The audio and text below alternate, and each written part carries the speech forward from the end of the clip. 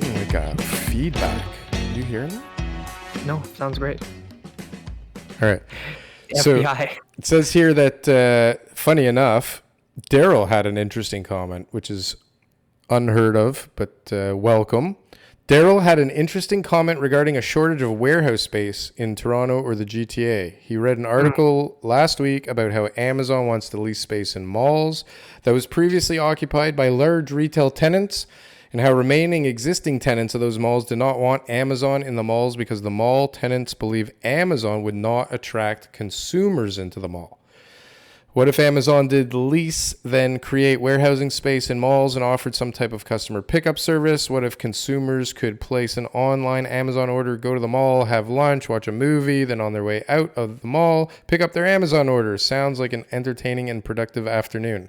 Okay, so let's stick with that comment first. I read the article as well. I think there was a few of them all speaking about this. Basically, what is going on.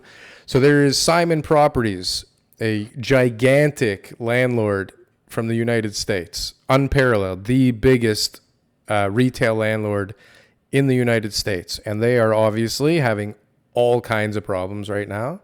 A lot of their anchor tenants are going bankrupt or have gone bankrupt, have filed for Chapter 11.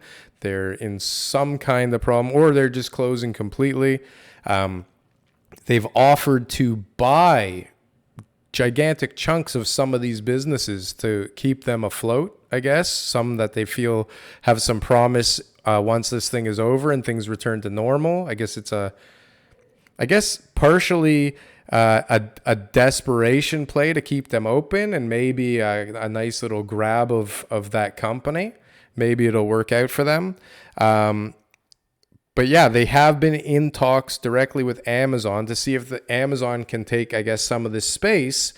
And I mean, I don't think that the other people in the mall would have a problem with Amazon being there because it wouldn't attract consumers to the mall. That doesn't make any sense to me. But what I'd be afraid of is that they're going to destroy my business because they're in the mall.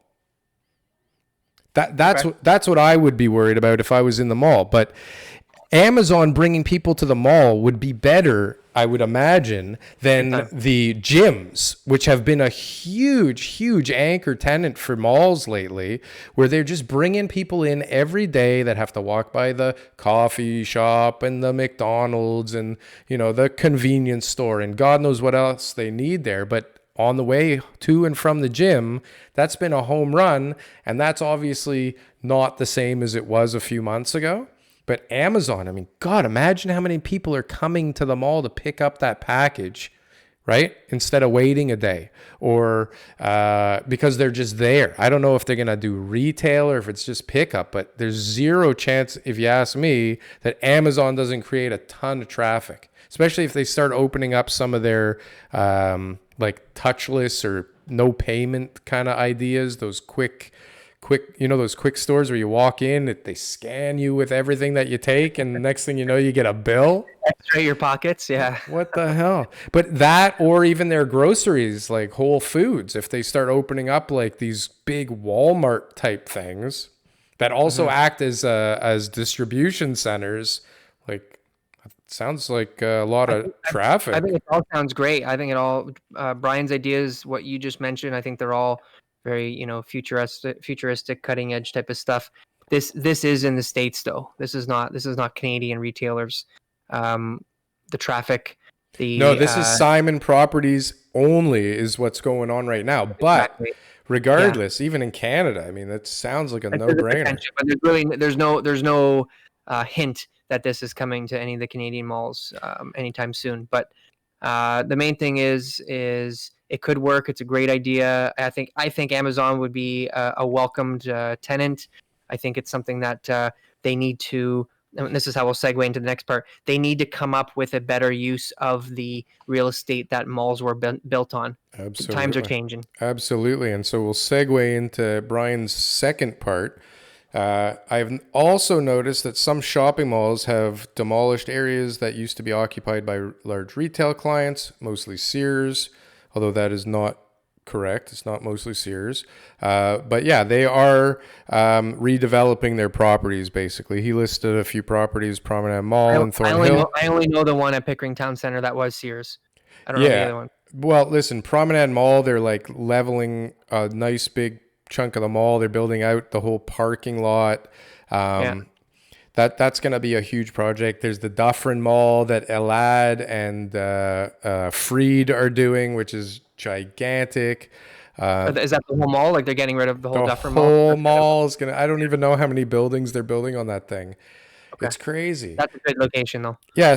But what he also mentions here is the I guess purpose-built rental in these retail places, which is definitely happening all over the place. Big REITs like Ryokan or Ryokan. I don't even know how to say it properly. Ryokan, yeah. I think it's Ryokan. Yeah. So Ryokan is like redeveloping all kinds of their stuff. The Well, for example, like they're building a bunch of purpose-built rental there. I know that they're doing something at Laird and Eglinton at their Home Depot there. Smart Centers is doing like a lot of purpose-built rental in a lot of their malls, or I don't even know what you call those things. But no, like the one like Vaughan City Center, there's like 3 buildings currently going up. Transit City. Yeah, and they're doing like office and like everything, office and purpose-built rental and condos and retail. Specifically, malls that are being converted, right? So, Well, it's all the old smart centers are also starting to go through that kind of thing. They're starting to add that component. Yorkdale Mall is starting to add a hotel and probably purpose-built rental. Their Cadillac Fair, like all these gigantic companies now have so much money that it makes more sense for them, instead of creating more cash through condos, to start getting the cash flows going through residential purpose built, because they're seeing their retail is starting to disintegrate. Yeah, let's do our prediction here. We'll have to check on this in 20 years. But eventually all the malls will turn into... There will be no malls. They will primarily residential rental with mixed use commercial space on the bottom. All mixed use. You won't have to leave the compound anymore. There's not going to be a need. There'll be a mall. There'll be a mall underneath it. Sure. Yeah, exactly. So that's what it is. There's not going to be the malls that we have them right now. That big open space with all that kind of stuff there is no longer needed anymore. No. Right? It's a big waste. No, big waste. And that is definitely the trend. Yep, they'll get developed. The Pickering one was a hot project. Bayview and Eglinton, I think it's also Ryokan. Choice REIT, which is Loblaws. Those guys are turning all of those parking lots and all of those shopping centers into redevelopments, a lot of which are a mix of condo and residential purpose-built rentals. All these guys, I mean, they have so much money. It just makes sense. And they're smart. They recognize a new pattern forming. So they're gonna figure out how to make the most money in the new environment. Let's just say they got their money's worth when they bought those malls. Oh, okay? It's so disgusting. Let's just say that they already made theirs 20 years ago. You know what I mean?